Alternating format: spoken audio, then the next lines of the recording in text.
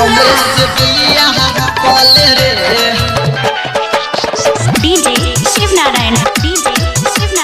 हमरे से बियाह कले रे सब छौरा के शादी भगेलै तोहर ने किए है भेलौ रे सुन तोहर ने किए भेलौ रे सुन तोहर ने किए भेलौ रे बाप हमर अपाची बेटौ हमरे से शादी कले रे सुन बाप हमर अपाची बेटौ हमरे से शादी कले रे सुन बाप हमर अपाची बेटौ हमरे से बियाह कले रे शिव नारायण हमरे से बियाह कले रे हमरे से बियाह कले रे हम बुझे छियै पिया छोरा देला कौरा छोरा हम बुझे छियै पिया छोरा देला लगे ओई है दुआरा बराती मिठला साउंड बजई है रे सुन मिठला साउंड बजई है रे सुन मिठला साउंड बजई है रे बाप हमर अपाची बेटौ हमरे से शादी कले रे सुन बाप हमर अपाची बेटौ हमरे से शादी कले रे सुन बाप हमर अपाची बेटौ हमरे से बियाह कले रे शिव नारायण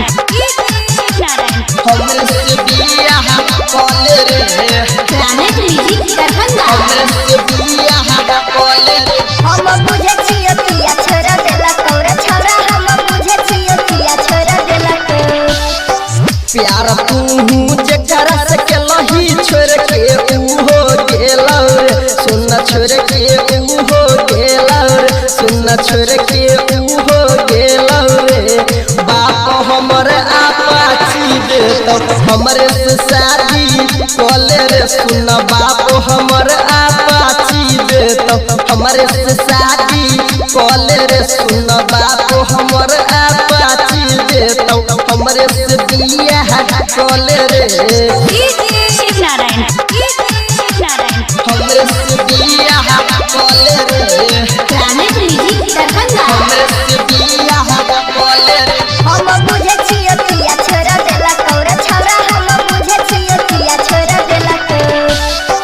राइटर रंजित किशन गायक चंदू के लके एला रे सुन अजित के लके एला रे सुन बबलू के लके